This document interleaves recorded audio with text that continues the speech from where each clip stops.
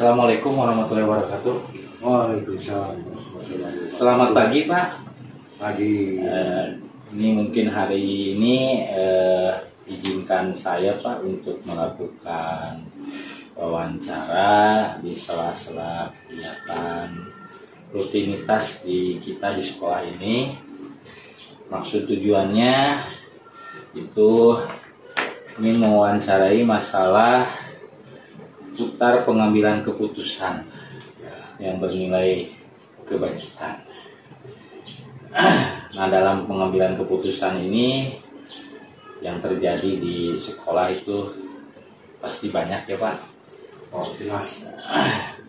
Nah, untuk pertama saya ingin menanyakan bagaimana Bapak selaku salah satu pemangku kebijakan dan kewenangan di sekolah, bagaimana dalam mengidentifikasi kasus-kasus yang termasuk ke dalam sebuah dilema etika atau wujud moral di permasalahan yang sering terjadi antara sama-sama dalam kedudukan yang benar. Bagaimana mengidentifikasi sehingga masalah itu dapat terlihat di posisi benar dan antara benar dengan benar. Oke, ya terima kasih Pak. Sekolah sekarang memang sangat heterogen dengan permasalahannya dari berbagai hal. Ketika kita ada kasus di mana kasus tersebut atau permasalahan katakan permasalahan tersebut, tentu orang dalam memandangnya akan berbeda. Bagaimana sudut pandang ya Pak? Sudut pandang. Nah, sehingga langkah pertama yang harus kita pahami, bagaimana kita bisa memahami permasalahan tersebut. Pertama dari regulasi, karena kita punya referensi rujukan yaitu regulasi. Jangan sampai menabrak regulasi itu sendiri. Salah satu alat ujinya ya. Alat ujinya itu. Yang kedua kultur dari masyarakat. Ya. Karena kan yang datang itu biasanya masyarakat, Ya. Atau secara personal gitu kan. Seperti apa mereka memandang masalah tersebut, apakah orisinil pandangan subjektif dia, ataukah dia sudah memahami perkembangan regulasi sekarang. Nah, kita coba jadi dulu kita pemahaman mereka itu yang kedua. Nah, yang ketiga kita adakan sinkronisasi, sharing. Jadi kita jangan tabu untuk mendengar, untuk mencoba menerima pemikiran-pemikiran dari mereka. Ya, terkait dengan salah satu masalah. Ya. Kenapa? Karena bisa jadi mereka itu mempertanyakan karena belum paham. Ya. Ketika kita adakan koordinasi, kita adakan sinkronisasi, kita sampaikan dari berbagai aspek, nah sering terjadi mereka jadi paham. Jadi kita harus tetap santun untuk melayani, gitu, katakanlah orang-orang yang menyampaikan kepada kita bahwa itu adalah ketidakadilan, gitu kan, bahwa kepentingannya tidak terakomodir. Nah biasanya di situ penafsiran yang belum komprehensif, termasuk dasar kebutuhan ya Pak. Mereka kebutuhan. Dalam permasalahan itu kan ada beberapa komponen mungkin ya Pak. Betul. Yang terlibat, gitu. Ada yang melibatkan diri. Melibatkan diri. Pasti mempunyai motivasi dan kebutuhan masing-masing. Itu. Berarti itu juga termasuk identifikasi. Identifikasi. Jadi sampai kita mengeksekusi sebuah kebijakan, maka harus dilihat dari berbagai sudut. Jadi pemahaman yang komprehensif sangat diperlukan dengan wise gitu kan, sehingga tidak salah langkah. Terus begini Pak, itu kan sebagai salah satu identifikasi ya. Terus bagaimana Bapak menjalankan pengambilan keputusan di sekolah ini Pak, terutama untuk kasus-kasus yang ada dua kepentingan. Kepentingan itu maksudnya antara posisi yang satu benar, posisi yang satu lagi benar, atau mungkin ada yang benar dan salah. Kan tetap harus ada endingnya ya Pak, harus ada ending. Nah itu bagaimana Pak menjalankan pengambilan keputusan itu? Kalau kita diberikan pilihan, gitu, itu kita memang harus memilih. Tidak bisa dua pilihan. Tapi sebelum itu terjadi, maka dasar yang paling penting, langkah yang kita ambil itu tidak menabrak regulasi. Satu itu yang paling penting, gitu kan. Dan kita bisa mempertanggungjawabkannya. Namun regulasi itu kadang-kadang tekstual. Kontekstualnya seperti apa? Nah, selama tidak menabrak, sehingga kita mengambil langkah-langkah secara kultural itu bisa mengakomodir mereka, ya kita lakukan. Salah satunya Pak, mungkin ada yang pernah dilaksanakan Pak. Apanya? Kasus yang dua kepentingan yang sama-sama besar. Betul. Ya. Contoh, ini kita satu contoh saja gitu ya. Misalnya tentang kalau sebelum kurikulum merdeka kan dulu ada istilah kenaikan kelas. Kenaikan kelas. Ya, kenaikan kelas. Nah, seorang peserta didik gitu, memang secara ini masih terkait dengan naik tidak naik ya Pak, atau lulus tidak lulus ya Pak? Nah, dulu naik dan tidak naik, lulus dan tidak lulus. Gitu. Guru-guru tahu gitu, bahwa anak tersebut kalau secara kriteria yang dibuat oleh sekolah, bahwa anak tersebut tidak memungkinkan naik atau tidak memungkinkan lulus. Itu dari satu sisi. Gitu. Dari regulasi itu ya. Regulasi. Nah, tapi kita kan perlu tahu juga. Jadi ketika anak itu dinyatakan tidak naik atau tidak lulus, secara regulasi memang adil ya Pak? Adil secara regulasi. Tapi untuk poin-poin yang lainnya, contoh misalnya, nah kita sejauh manakah mengetahui anak perkembangannya di rumahnya, apakah orang tuanya termasuk orang tua yang seperti apa? Kebanyakan kan misalnya orang tuanya sudah pecah, sudah bermasalah di rumah, efeknya kepada anak. Termasuk motivasi belajar. Ketika kita homesick misalnya, anak tersebut memang kita tidak bisa menyalahkan sepenuhnya anak. Ternyata ada poin-poin yang lain, lingkungannya, orang tuanya. Jadi kesimpulannya kepedulian kita tuh harus sampai ke sana ya. Di situ, gitu. Harus sampai di situ sehingga kita dalam mengambil langkah ini, gitu, tidak merugikan masa depan anak. Kenapa? Ya tugas kita gitu kan. Anak itu, peserta didik sekolah itu yang tadinya tidak pandai harus pandai. Yang tadinya tidak baik harus baik. Nah ketika kita misalnya minded melihat dari satu sudut saja, konteksnya menyalahkan anak, nah maka ini yang... Jadi ketika keputusan akhirnya naik Pak, keputusan akhirnya lulus, ini pertimbangan yang paling utamanya ada nilai kebajikan itu ya Pak? Nilai kebajikan dan masa depan anak yang masih kita tolerir untuk berkembang. Untuk berkembang, tidak hanya untuk di SMA ini. Tidak, karena kan pendidikan itu proses.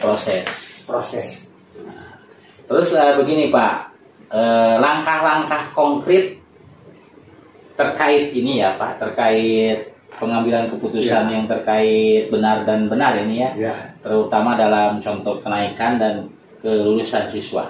Prosedur yang digunakan oleh Bapak itu melangkahnya seperti apa Pak ceritanya? Nah, jadi begini ceritanya, kita harus punya data yang lengkap penanganan dari mulai satu gitu kan, anak itu seperti apa, data-datanya. langkah yang dilakukan oleh kita seperti apa, komunikasi kita dengan orang tua seperti apa, gitu kan. Nah dari situ kita bangun komunikasi dengan berbagai komponen. Nah kemudian untuk menentukan permasalahan yang ini kekecualian lah, nah itu bisa diangkat jadi tes komprehensi kasus, gitu kan, sehingga bahwa langkah yang kita tempuh itu bukan sifatnya personal. Jadi ada kemitraan. Ada kemitraan. Jadi pertimbangan itu dilakukan bukan oleh kita sendiri. Ya. Jadi dari berbagai orang yang memang berkaitan dengan itu, dan di antaranya Pak, ya misalnya sekarang kalau masalah anak tersebut ya, satu dari wali kelasnya, yang kedua dari guru-guru gitu yang memang katakanlah bermasalah dengan anak tersebut, yang ketiga dengan orang tuanya, yang keempat dengan bimbingan konseling, gitu, yang kelima gitu kan dengan kepala sekolah, dengan wakasek, sehingga kebijakan kita itu kalaupun misalnya itu bisa dipertanggungjawabkan dengan basis data-data yang lengkap. Wakasek kesiswaan ya Pak. Betul. Wakasek humas. Itu wakasek itu yang 4 itu kita kumpulkan sehingga muncul istilahnya yang disebut dengan tes kompren. Jadi komprehensi kasus itu adalah salah satu cara untuk forum untuk mengambil kebijakan, karena sekolah itu bukan punya sendiri. Iya. Sehingga tepat kebijakan kita. Prosedur yang dilakukan seperti itu. Kalau prosedur itu dilakukan, maka eksekusinya akan benar. Dengan kemitraan yang di luar sekolah ini Pak, misalkan terkait dengan kan anak punya hak ya Pak, punya hak untuk sekolah sampai lulus atau sekolah sampai naik. Ada kemitraan dengan yang lain Pak? Bisa kemitraan dengan yang lain, misalnya dengan KPAD ya. Komisi Perlindungan Anak.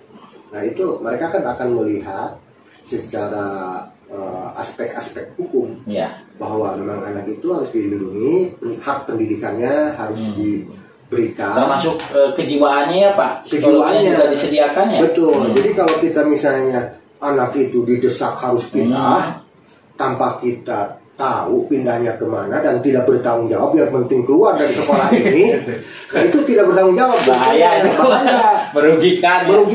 Yang penting mah anak jangan ada di sekolah ini saja gitu. Silakan mau kemana juga. Anaknya siapa tahu punya agak sedikit kebutuhan khusus. Nah, kebutuhan khusus.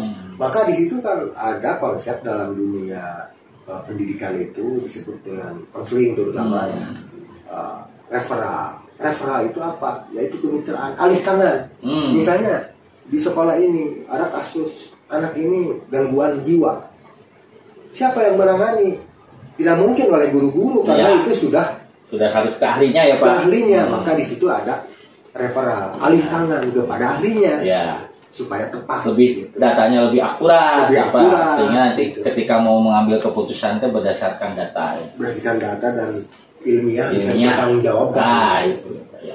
Nah selanjutnya gini Pak, hal apa saja yang selama ini dianggap efektif dalam pengambilan keputusan Pak? Kan situasi jelimet Pak. Nah langkah-langkah yang diambil oleh Bapak itu pada saat endingnya mengambil keputusan yang dianggap paling efektif gitu Pak, dengan melibatkan orang-orang tapi efektif gitu apa ya? Satu sebetulnya kita harus memahami perkembangan dari sisi regulasi terkini dan perkembangan masyarakat. Oh iya Pak, masyarakat. Sebab setiap hari gitu ya perkembangan alur. Jadi Bapak itu patokannya satu regulasi. Kedua perkembangan masyarakat. Itu akan lebih singkat menyelesaikan masalah. Efektif. Apalagi kita sudah menakar lah gitu siapa gitu kan, seperti apa gitu yang mempermasalahkannya.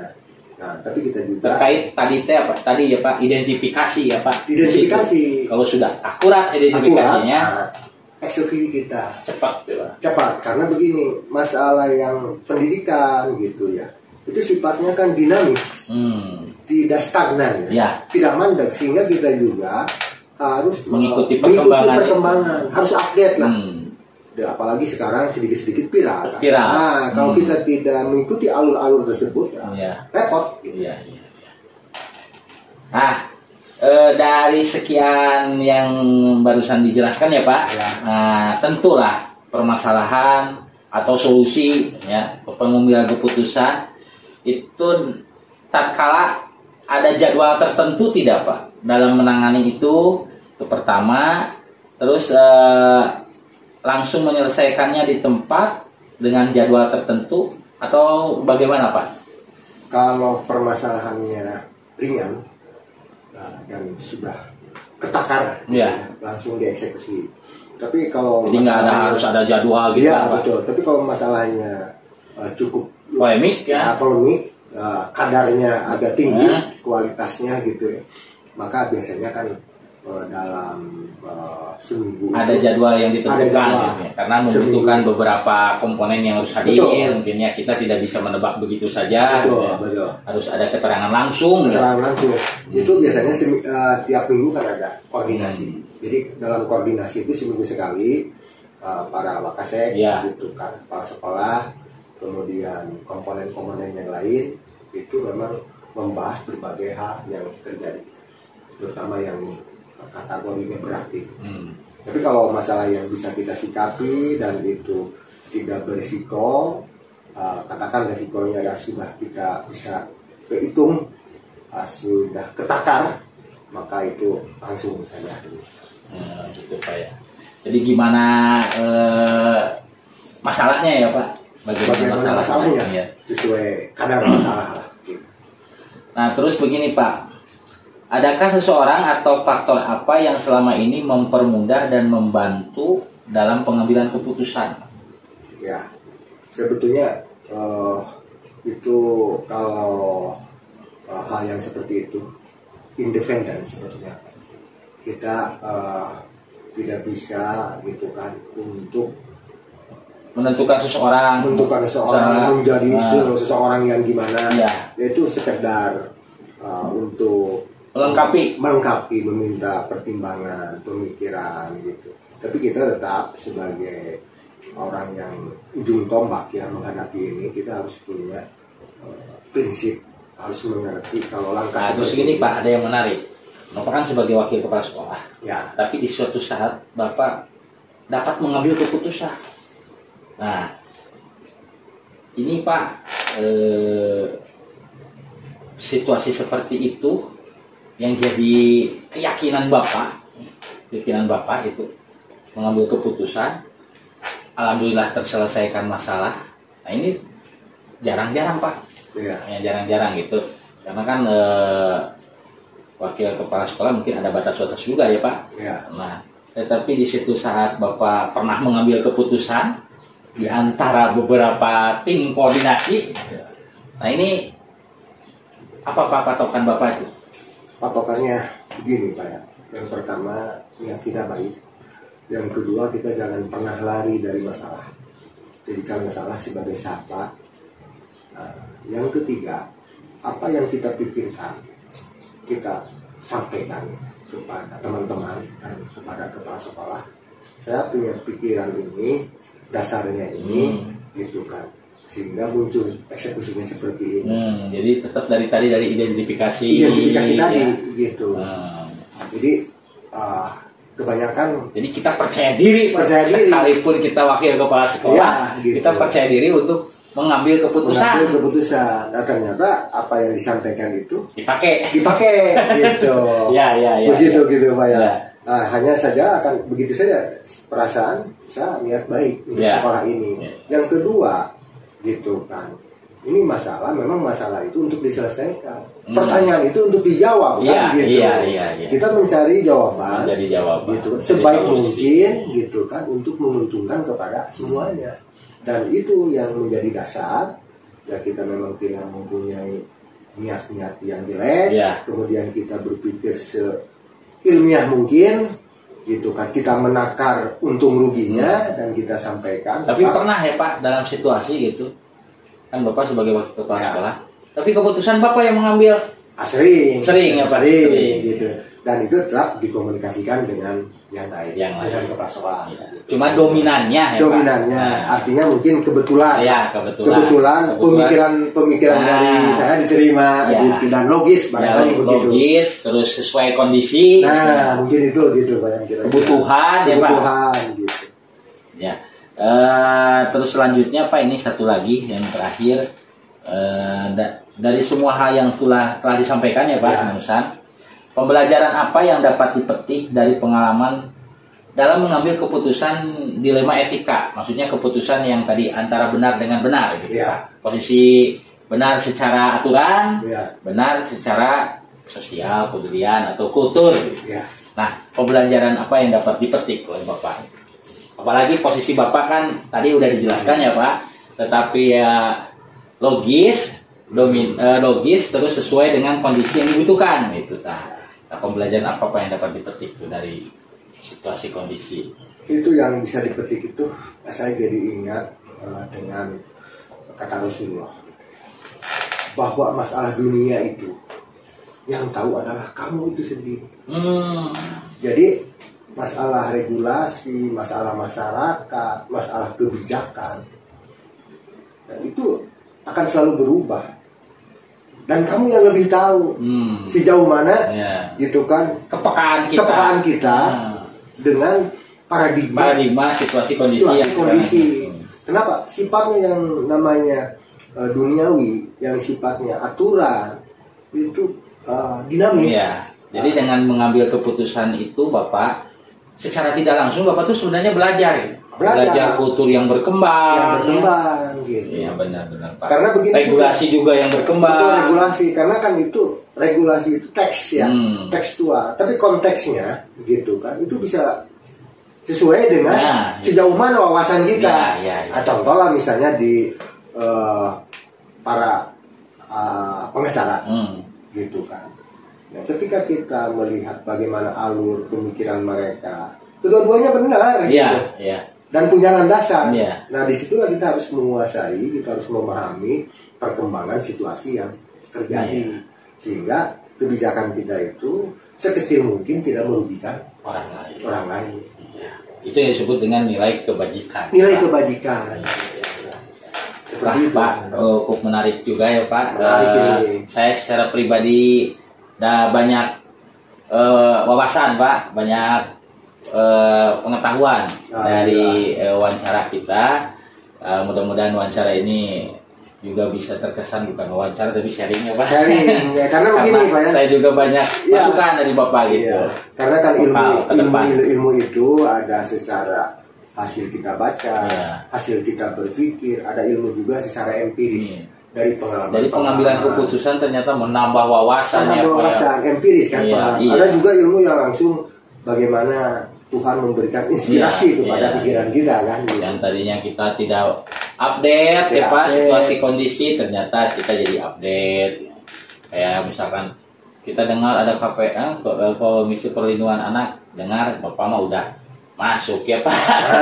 Sudah ketemu dengan orangnya, ketemu dengan cara bagaimana Komisi Perlindungan Anak menyikapi sebuah masalah. Ya kita tidak bisa memungkiri dan tidak bisa lari dari perkembangan. Jadi kita jangan alergi lah dengan hal-hal yang baru. Sekalipun di sekolah kita ada tim apa namanya Pak? Penanggung. Tapi tetap ya Pak ya. Perlu itu perlu identifikasi kultur, perkembangan aturan. Jadi luas pergaulannya Pak ya. Harus luas kita. Terima kasih mungkin Pak atas waktu dan kesempatannya. Mohon maaf telah mengganggu aktivitasnya, apalagi ini dalam kegiatan aktivitas sehari-hari kita ya Pak. Saya secara tidak langsung banyak ilmu, pengetahuan, juga saya ucapkan terima kasih atas waktunya. Sama-sama. Semoga ada manfaatnya. Ya, di lain kesempatan nanti kita lakukan lagi wawancara dan sharing dengan masalah-masalah lain. Sekian mungkin. Assalamualaikum warahmatullahi wabarakatuh. Waalaikumsalam warahmatullahi wabarakatuh.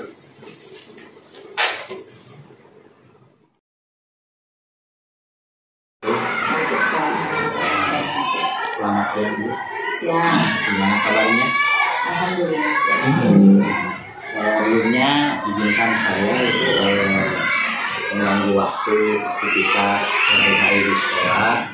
Juga saya memperkenalkan diri, nama saya Yan Triana dari SMA Negeri 7 Tasikmalaya. Di sini intinya bersilaturahmi, berkomunikasi. Kebetulan saya ada tugas tentang demokrasi seksual, pengambilan keputusan berbasis nilai kebajikan, di mana di situ ada permasalahan yang intinya adalah mengedepankan nilai kebajikan. Ini mungkin silaturahmi saya yang pertama ke ini. Terima kasih atas waktu dan kesempatannya. Nah, pada kesempatan ini dalam segi pengambilan keputusan itu kan sangat erat kaitannya dengan permasalahan. Nah, selama ini Ibu di sini mungkin di rumah sakit permasalahan itu bagaimana dapat mengidentifikasi terhadap kasus-kasus tersebut, sehingga kasus tersebut dapat ditemukan di mana titik aturan yang benarnya dan di mana polemik kultur sosial atau segi kepedulian sosialnya.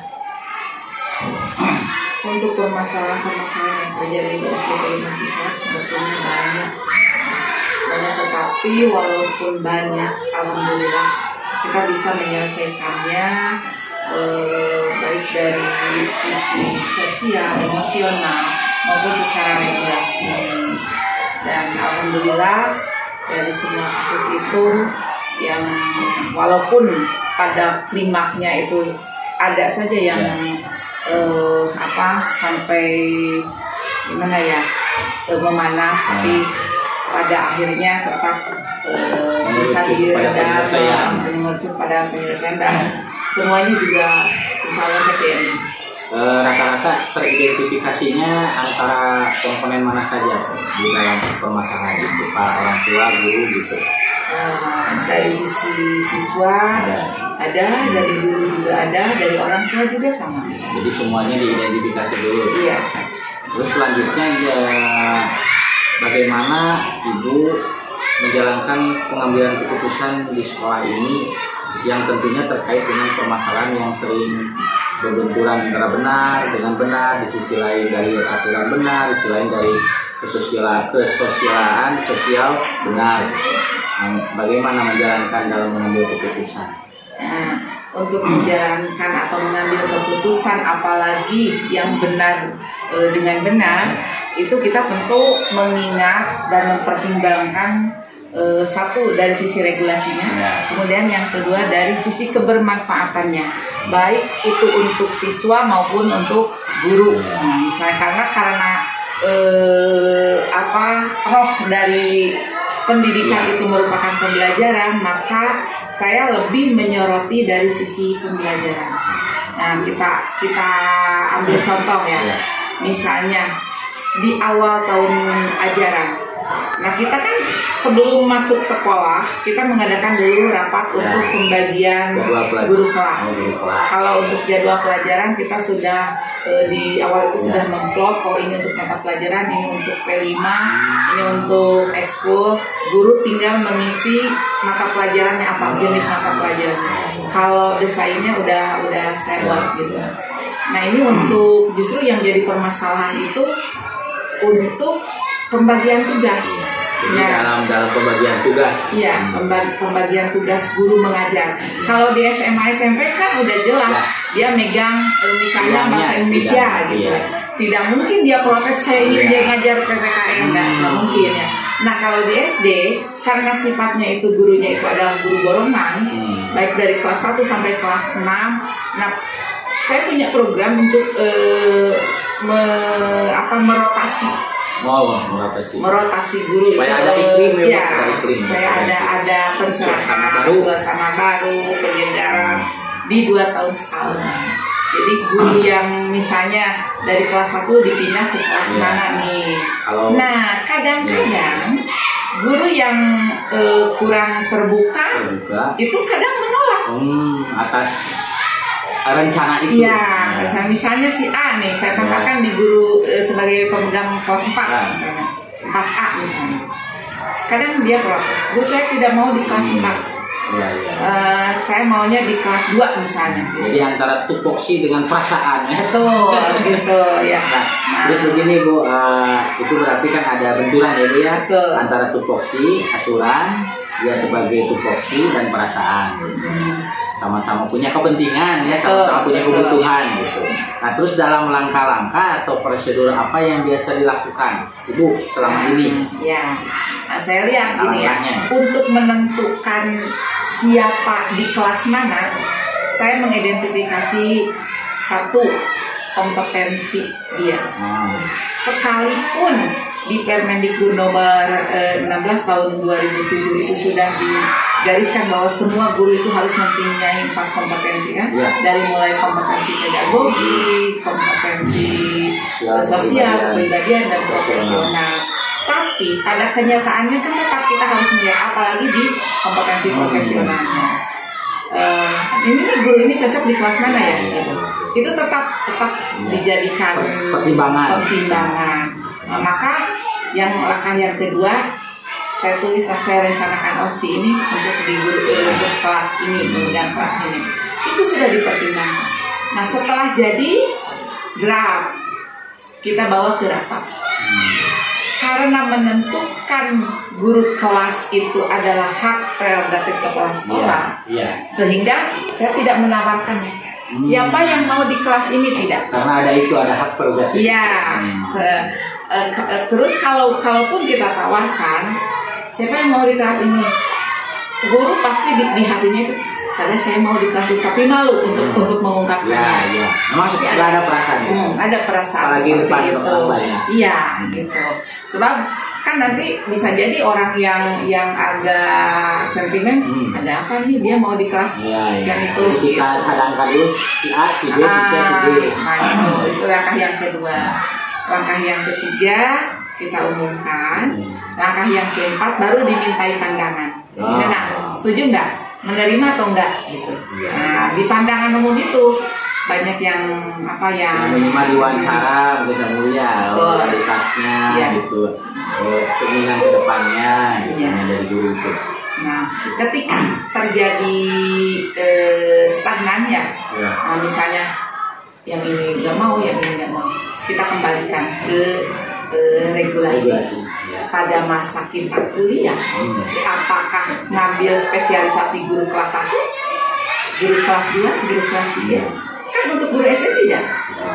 Jurusan kita adalah PGSD, Pendidikan Guru Sekolah Dasar. Tentang penempatan dari kelas 1 sampai kelas 6 harus mampu.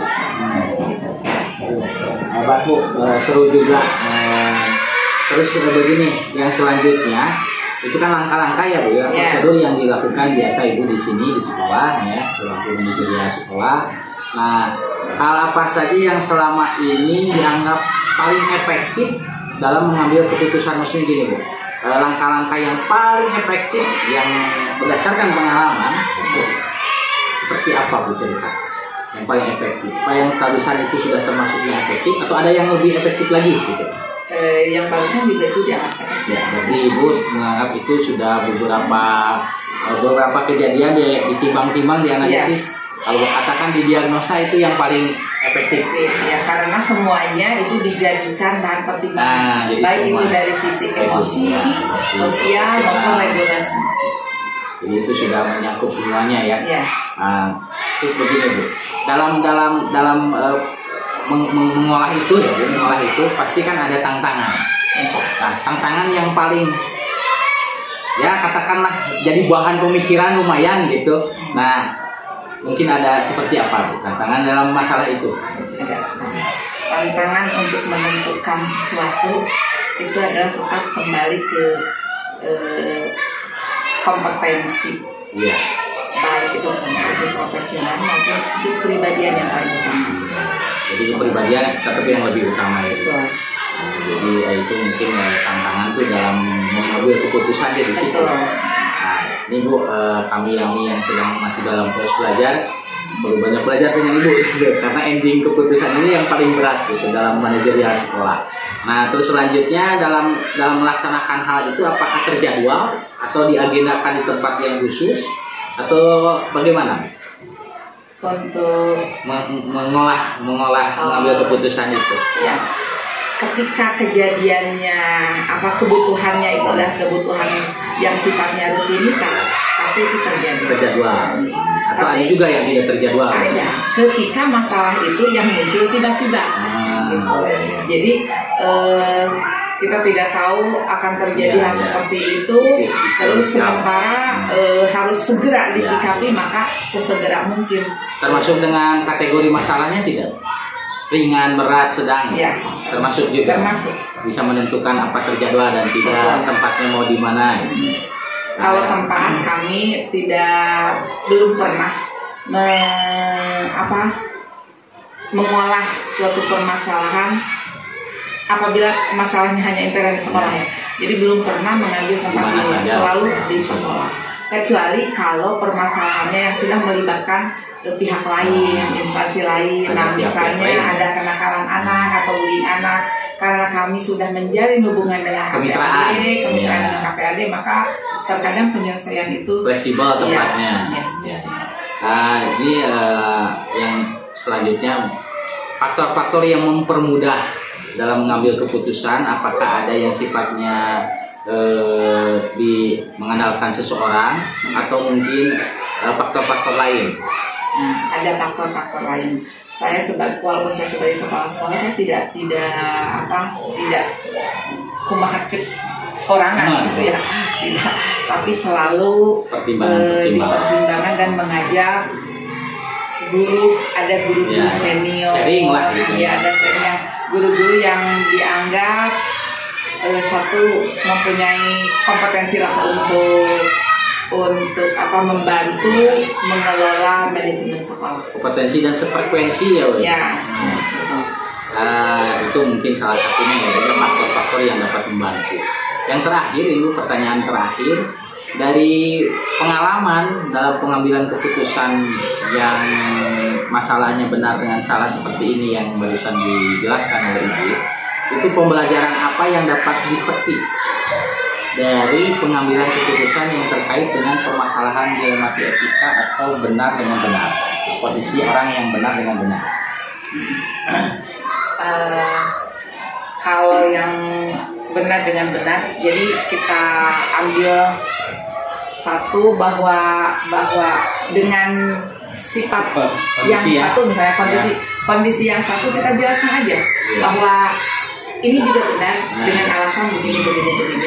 Kemudian yang satu lagi juga sama, kita jelaskan, jadi tidak menjelaskan hanya satu pihak, sehingga kedua belah pihak bisa saling memahami dengan berbagai uji uji regulasinya, uji kepeduliannya, gitu ya, uji publiknya juga ketika diketahui oleh orang-orang bagaimana ini efeknya. Gitu.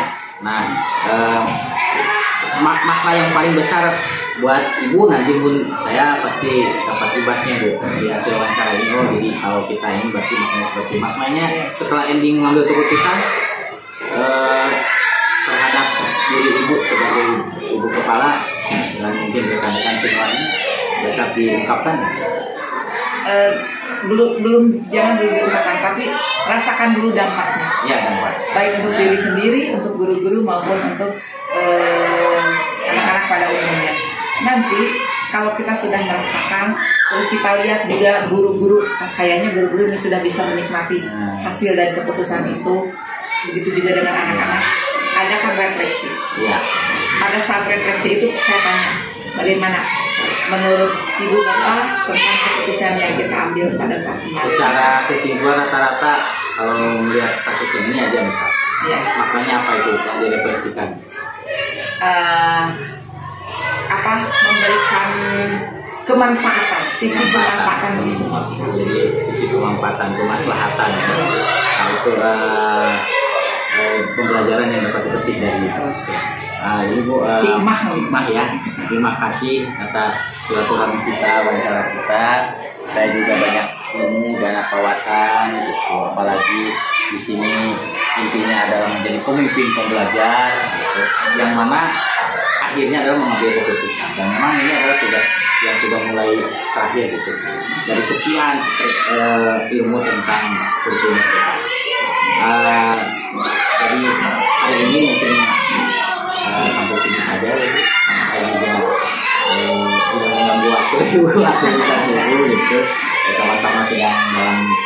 menjalankan aktivitas. Semoga ada manfaatnya buat saya secara pribadi untuk semuanya.